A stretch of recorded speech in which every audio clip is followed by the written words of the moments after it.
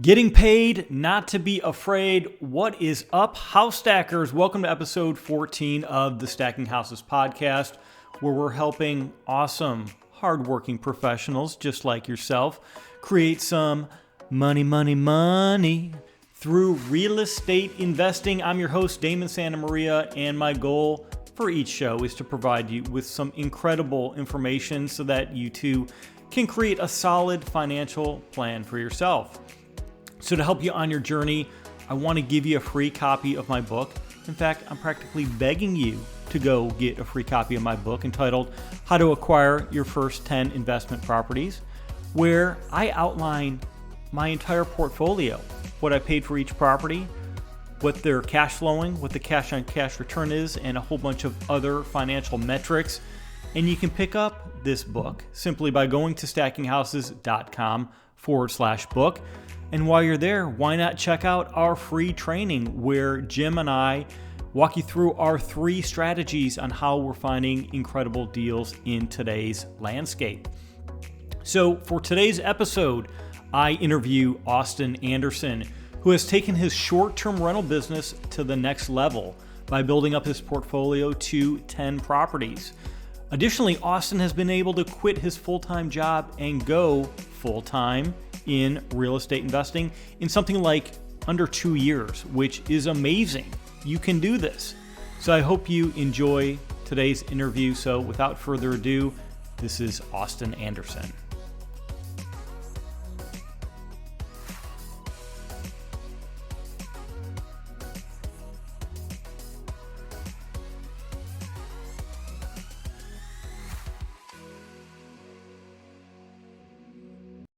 It's my pleasure to welcome Austin Anderson to the show. Austin, how are you today? I'm doing great. How are you, Damon? Doing great. So we actually met through our Facebook group, which is dedicated to helping those that are interested in not only becoming short-term rental hosts, but actually creating a full-time business through a pretty unique arbitrage model, which we'll get into here in just a moment. But first, if you would give us a sense of your background and how you first got interested in short-term rentals. Yeah, so my background really isn't in real estate or anything like that. I like to let people know that because you don't really have to have much background in it to get started. But for a while I was in phone sales when I was younger, from like 18 to 21, and then at 21 I went and started working at a bank in finance because I thought I wanted to be a financial advisor. Realized that I was going to have to go to school for 4 years, and really it was going to take a long time to get where I wanted to be, and it just didn't look like that much fun taking that much time to do it. So at that time I really started looking at what other options might be faster and I might have a little bit more control over, and started I saw something about doing rental arbitrage, and I started researching that and learning as much as I could about that, and decided to go that route because I wasn't in a position yet where I could start buying houses, and so wanted to go that route where I could use other people's property to make money and stuff. So at kind of a quick answer, that would be my background and how I got interested and started in it. And so how long ago was this that you first got started to acquiring your first property? So I was first interested December of 2019, then started researching. Decided to actually start my business in February 2020, and then March 2020 is when I actually got my first property, which most people would say is like the worst time to get started in short-term rentals, because that's like right when everything was starting to shut down, and travel was slowing and all that. But yeah, that is when I started. Yeah. So interesting enough, I tried my hand at being a host as well through this arbitrage model. And I will say that I was a bit skeptical at first that it would even work. And, Hmm. but I went through a program and, I found a landlord that was willing to give me a shot. And in the beginning, I was handling all of the guest communications. I would coordinate any small maintenance issues, and even did some of the cleanings before I found a professional, cleaning service. But remarkably, once I had the house furnished and up on Airbnb, the reservations just started coming in. I couldn't believe it. But as you mentioned, we must have started around the same time because, um, about 6 months after signing the lease, COVID hit and all my reservations dropped literally overnight. And there were some scary months there where I was actually operating in the red, but I was able to complete my lease, but decided not to renew it. And the main reason was that I couldn't figure out how to systematize and outsource some of my processes. And because I'm really focused on passive investments, I decided that short-term, rentals was not the right strategy for me. But it sounds like you figured this out probably early on. So take us through your journey of that first property and maybe how what your portfolio looks like today. Yeah, so to be honest, that first property it didn't start off very well. Because I wouldn't necessarily blame it on COVID. My blames would be that I didn't have a proper pricing strategy. I didn't know how to optimize my listing to where it was showing up higher on search results. And really just was kind of just figuring it out, trying to learn everything myself, and it was early and didn't really know what I was doing. So for about 6 months, honestly, that property didn't do very well. I think I averaged about $100 net on that every month. So $600 in 6 months is not a whole lot of money. Right. And about that time, I actually started learning from someone else and getting coaching on actual pricing strategies and how to list it properly and how to do things just better in general. And so that would have been end of August 2020. So I started implementing new strategies and everything. That property started doing really well. We went from about $100 net to 1500 net on average, Wow. which was, yeah, huge improvement. And then I kind of got that proof of concept at that point. I was like, okay, this actually does work, right? I can actually build a business off of this. Because I didn't really want to grow at $100 net a property. Like that would be too much work. At 10 properties, you're making $1,000. No way. No way. Right. So, Right. um, once I saw that I could, average 1,000 to 1,500 every month, I went and started searching for more, and started implementing new strategies as well. Versus rental arbitrage, I started doing, more of like property management or partnering with owners in a way, where I'm not having to put any money into these deals, right? So the owners are furnishing the places, and doing everything when it comes to the upfront investment, and then I am just managing it for a fee every month. And so started kind of implementing that strategy, which really helped me grow. And so in this last year, after doing those few things, I added 9 properties in the last year, so I'm at 10 now. Wow, that's Uh, amazing.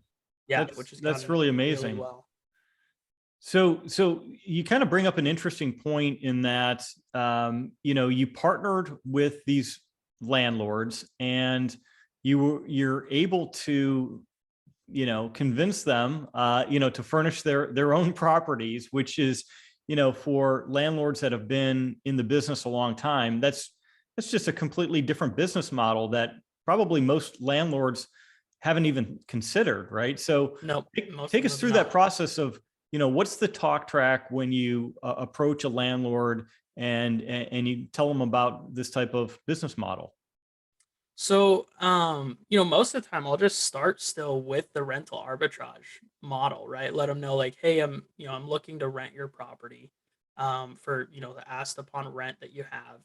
I'll be bringing in guests short time or like for short periods of time, 3 to 5 days at a time. And then I'll have cleaning crews in there after every guest, make sure maintenance is kept up, everything like that. And so, first I just want to make sure that they're even open to the option of short-term rentals, right? Because if they're not, I'm just going to move on and find someone else. But once I kind of get that buy-in from them that they're like, okay, yeah, that sounds like a good idea. Then I'll just kind of, really open it up to them of like, what's your goal with this property, right? Like, are you just wanting a consistent income, or, have you thought of doing anything else? And I'll let them know at that point, like, look, this is another option for you too. If you're wanting to, take part in some of this upside, we have an option that we can do that, right? You can make more money on it. The only difference is that you would be furnishing the property instead of me, and then you wouldn't be getting a guaranteed rent. But on average, you'd be making quite a bit more. So just kind of letting them know that and giving them the two options, and then see where they go from there. Yeah. So, now that you have, it sounds like a bit of a track record with these 9 properties or 10 properties, if I'm the landlord, and I'm making, let's say, $300 to $400 a month with a normal renter, how much more can I make by going this alternative model? That is a very wide answer because that depends on location, type of property. I mean, there's a lot of factors that go into that. Um, I would say, like in my area, the owners I work with can expect to make anywhere from like 800 to 1,000 more than what they were asking on their rent. Um, there's some areas, like we have one in Mississippi actually, where that owner was asking 2,500, and we easily pay him like 4 to 5,000 a month. Wow. So he was almost doubling what he was making. That's amazing.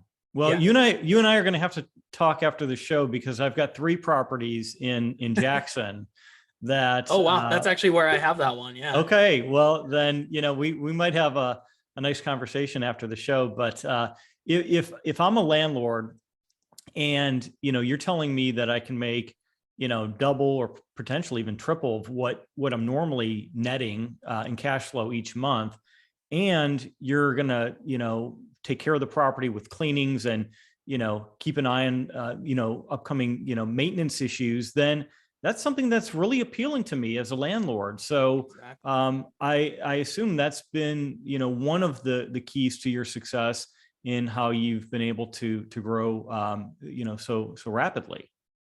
Yeah, absolutely. Okay, awesome. So so you have these 10 properties, and from a financial perspective, how do you measure success in terms of cash flow or any other metrics that you may use? Um, I mean, everyone defines success a little bit different, right? But for me, my goal is I want to be netting at least $1,000 a month per property. That's what I want to take home, just because the amount of work that I'm having to put in or deal with when it comes to my teams and cleaning and systems and everything like that. I want to be about $1,000 a month net. Okay. Some of them are more, but that's where I want to be. Yeah, and I'm just kind of going back to my own experience again and thinking about this property that you have in Jackson. How do you manage these properties? How do you what type of systems do you have in place? Do you have an on-site property manager there, or even with your local properties? Take us through how you manage the properties. So yeah, a lot of it just comes down to finding the right team, right? So finding a good cleaning person or even a couple good cleaning people to handle the turnovers in between guests. Finding a good handyman that can handle maintenance and things like that. And when you call him, he can be over there pretty quickly. Uh, that type of stuff is very valuable in making sure that you find the right people to do those things. Um, I would say that's gonna be the bulk of it because everything else then can just be done from your phone, right? You can do that from anywhere as long as you have those few people in person to handle those things. Yeah. So how do you handle the guest communications? Because I would assume with 10 properties, people coming and going at all different times, it requires maybe some automation or Oh yeah. even outsourcing that portion of the business. So how do you handle the communications portion? Yeah, so far now I've just been able to automate everything. So I have for each property, every guest that books, they're gonna get about 5 or 6 automated messages that should have all the info that they need, really. And that's gonna be, like the initial message of, hey, thanks for booking the place. We'll give you all the info for the property 3 days before you arrive. And then obviously the one, 3 days before, that gives them everything they need to know about the property and checking in and stuff. Um, then next would be, checking in just to make sure everything's good on the day that they check in. And then checkout message of, just letting them know, hey, tomorrow's checkout time is this time. These are the things that we need you to do before you leave. And then lastly would be, a couple days after, sending them another message just saying, instead of booking with Airbnb next time, book through our website directly and save some money, that type of thing. So um, those are going to be the automated messages that we have, and then from there, any other questions that they have, I can just answer that pretty quickly. Like if they send a question that isn't in those, and honestly, I would only say I get maybe two or probably max of like two of those a day. It's really not too much. Wow. Yeah, I guess, compared with my experience, there was, I didn't automate the communications portion. And I was, thinking about getting a virtual assistant at one point, just never was able to do that. And, that's where I stumbled. I probably need to take a second look, because it sounds like you're absolutely killing it in short-term rentals. But, just to kind of switch gears a bit, we all know that investing in real estate and with short-term rentals, especially, it's not all rainbows and unicorns. It No. comes with, challenges. And I know for me personally, my property where it was located became a party house on the weekends. And so tell us, maybe a challenging or funny story that you have when you look back, you just kind of scratch your head and you're like, what the heck happened there? Right. Yeah, so the first time we ever listed on VRBO, actually, uh, the first guest that booked, they I didn't realize that VRBO allowed people as young as 16 to book. Like you have Hmm. to go in and change that setting to where you don't allow that on your properties. Wow. I didn't know that I in didn't the know that beginning. either. Yeah, and so that first guest that booked for, one night, ended up, throwing a huge party. He was probably 16 or 17. There were about 40 people at the house. So we went over at like 1 a.m. and had to kick him out.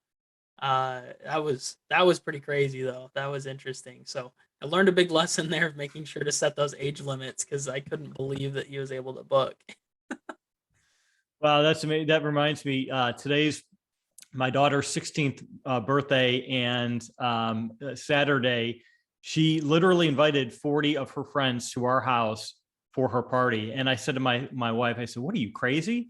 You know, and now I'm thinking, this party that you explained, but I'll have to manage that myself. So Yeah. um, so our audience is, a lot of them are just kind of getting started. They might have a few properties under their belt. In your experience, what are some just general golden nuggets that you would want our audience to walk away with? Number one, I would say, don't quit. I see a lot of people just, give something a shot. They'll just kind of try it, test the water a little bit. And that would be a big one. Because like I look back a year from, a couple months ago and my property wasn't doing very well. And, I was definitely at a point where I was like, gosh, do I even keep doing this? Right. Making $100 a month. Is it worth this?